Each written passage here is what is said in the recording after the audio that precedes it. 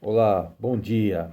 Eu sou o professor Alex, artista orientador na área de teatro da Fundação Educacional e Cultural de São Sebastião Deodato Santana, no Polo da Topolândia e na Guarda Mirim de Maresias. Hoje eu estou aqui gravando a nossa 30ª videoaula, a segunda do mês de agosto de 2020. Bom, na última aula, nós concluímos as adaptações cinematográficas de Macbeth dos anos de 79, 97, 2015 e 2018, bem como os filmes Lady Macbeth de 2016 e a produção brasileira A Floresta que se Move de 2015, finalizando assim os trabalhos sobre o dramaturgo inglês William Shakespeare.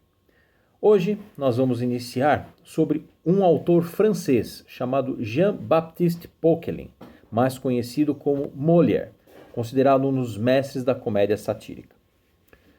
Jean-Baptiste Poquelin, mais conhecido como Molière, nasceu em Paris, França, no dia 15 de janeiro de 1622 e faleceu aos 51 anos em Paris também, no dia 17 de fevereiro de 1673. Ele foi um dramaturgo francês, além de ator e encenador, considerado um dos mestres da comédia satírica. Comédia satírica é aquela que ridiculariza um determinado assunto. Teve um papel de destaque na dramaturgia francesa, até então muito dependente da temática da mitologia grega. Molière usou as suas obras para criticar os costumes da época e é considerado o fundador indireto da Comédie Française, ou o teatro francês, que é um teatro estatal da França e um dos únicos que tem uma companhia permanente de atores até os dias de hoje. Como encenador, ele ficou conhecido pelo seu rigor e meticulosidade. Vamos falar sobre a sua biografia. Ele era filho de um artesão parisiense chamado Jean-Baptiste Poquelin, mesmo nome que ele, nascido em 1595 e falecido em 1669. Molière ficou órfão da mãe, Marie Crasset, que morreu aos 31 anos quando ele tinha apenas 10 anos de idade.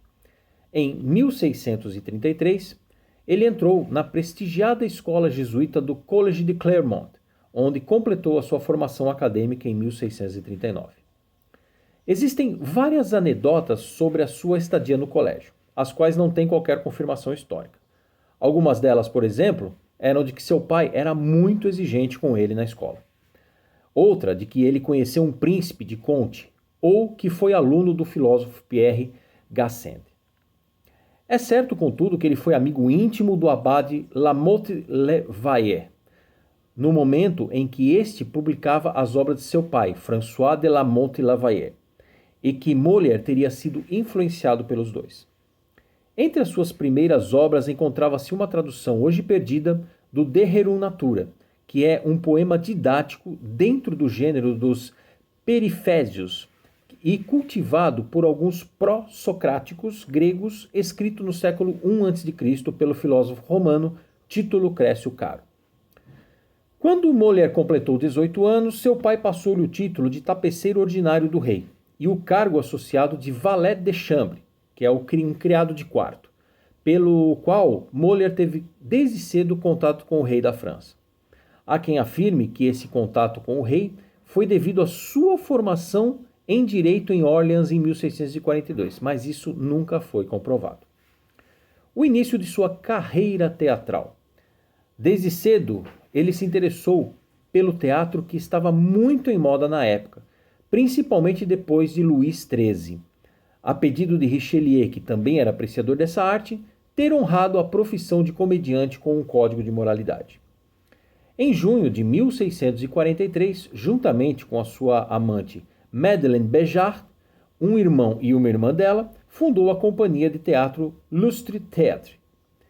Eles fazem algumas atuações na província e em 1644 apresentam-se em Paris, no jogo da Pela dos Métaiers. Nessa altura, Molière passa a dirigir a companhia, que entretanto entra na bancarrota em 1645, um ano depois. A partir desta altura, ele assumiu o pseudônimo de Molière, inspirado no nome de uma pequena aldeia ao sul da França. A falência da companhia valeu-lhe algumas semanas na prisão por causa das dívidas, sendo libertado graças às ajudas do seu pai. Partiu então numa turnê pelas aldeias como comediante itinerante. Esta vida errante durou cerca de 14 anos, durante os quais ele atuou com a companhia de Charles Dufresne, e mais tarde voltaria a criar uma companhia própria. Durante estas viagens, ele conheceu o príncipe de Conti, governador de Languedoc, que se tornou seu mecenas. O mecenas é um indivíduo rico que protege os artistas de 1653 a 1657, pelo que deu o seu nome à companhia. Esta amizade terminaria mais tarde, quando Conti se uniu aos inimigos de Molière na Cabala dos Devotos. Nessa altura, foi escrevendo algumas pequenas peças que não se distinguem muito das suas obras. Em Lyon, cidade localizada a 470 km de Paris, Madame du Parc, conhecida como a Marquesa, juntou-se à companhia. Ela teria sido cortejada, em vão, por Pierre Corneille, um dos maiores produtores de dramas da França do século XVII, tendo se tornado mais tarde amante de Jean Racine, um dramaturgo francês que ofereceu a Molière a sua tragédia Tégène de Charcreclet, uma das suas primeiras obras depois de ter terminado os estudos de teologia. Mas Molière não a encenou, ainda que tivesse encorajado Racine a seguir a carreira de escritor. Diz que pouco depois Molière teve uma briga com Racine e que teria também apresentado secretamente a sua obra à companhia do Hôtel de Bourgogne. Em Paris. Molière chegou em Paris em 1658, onde apresentou no Louvre a tragédia Nicomède de Corneille e a sua pequena farsa O Médico Apaixonado, com algum sucesso. Data desta altura o término da relação de mecenato que mantinha com o príncipe de Conti, já que a companhia passa a ser a Troupe de Monsieur.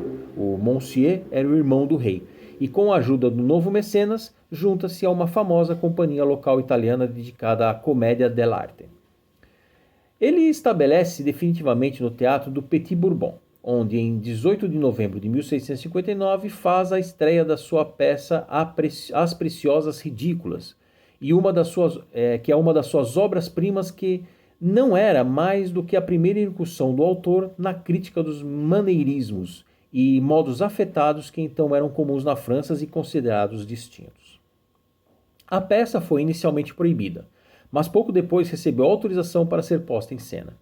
O estilo e conteúdo desse seu primeiro sucesso relativo tornou-se rapidamente o centro de uma vasta controvérsia literária. Apesar da sua preferência pelo gênero trágico, Molière tornou-se famoso pelas suas farsas, geralmente de um só ato e apresentadas depois de uma tragédia. Algumas destas farsas eram apenas parcialmente escritas, sendo encenadas ao estilo da comédia dell'arte, com improvisação a partir de um conovatio, que é um esboço geral da peça. Ele escreveu também 2 comédias em verso, mas tiveram pouco sucesso e são considerados de pouca importância pelos críticos em geral. Les Précieuses suscitou interesse e críticas em relação a Molière, mas não foi, contudo, um sucesso popular. Ele pediu então a ajuda do seu sócio italiano Tiberio Fiorelli, famoso pela sua peça Scaramouche, para se inteirar da técnica própria da comédia dell'arte. A sua peça de 1660, O Cornudo Imaginário, parece um tributo à comédia dell'arte e seu mestre. O tema das relações matrimoniais eram aqui enriquecidos pela perspectiva de Molière em relação à falsidade das relações humanas, descrita com um certo grau de pessimismo.